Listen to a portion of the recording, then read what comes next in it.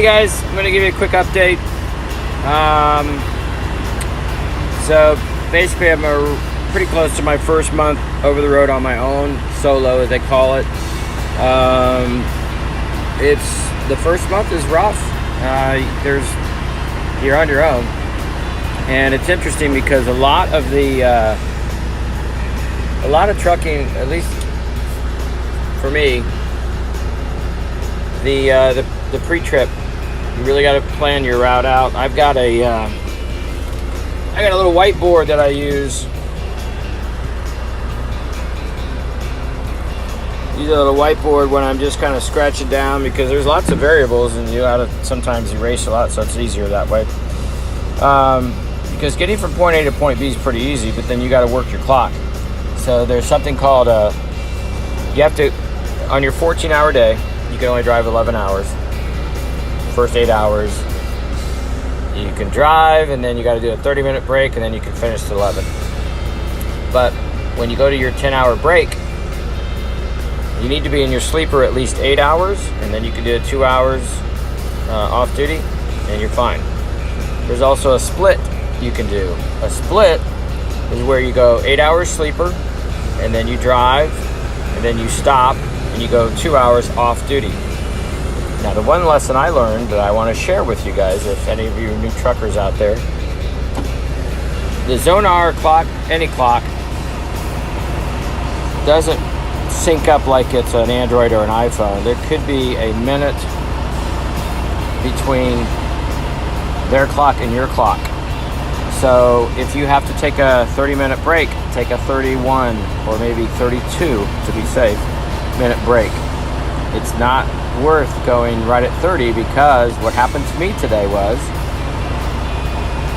I had to shut down in Pennsylvania, and on the East Coast, if you don't have a place to shut down by 2 o'clock, you're getting into a gray area, and that gray area is no parking.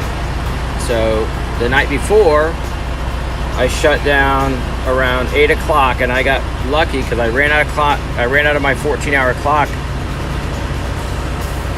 And you are legal to drive to Safe Haven if you run out of your 14 hours or your drive time. However, you need to contact your dispatch to make sure they know what you're doing and that you're trying to find Safe Haven. So I barely made it to a rest area. It was already full.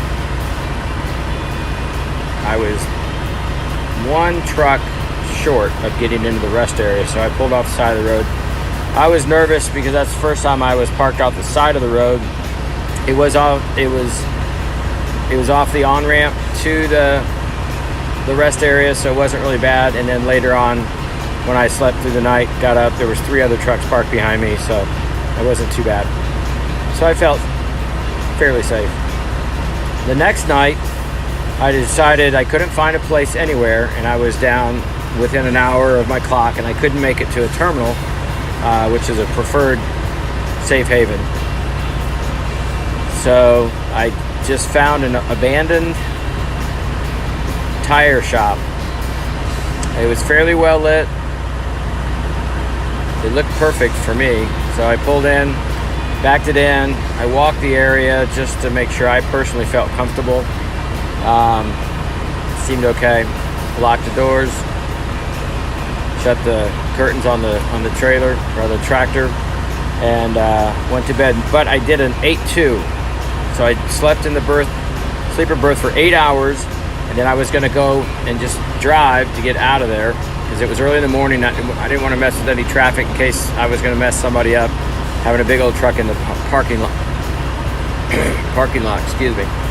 So I drove about 3 hours, and I pulled over. I did my 2 hours,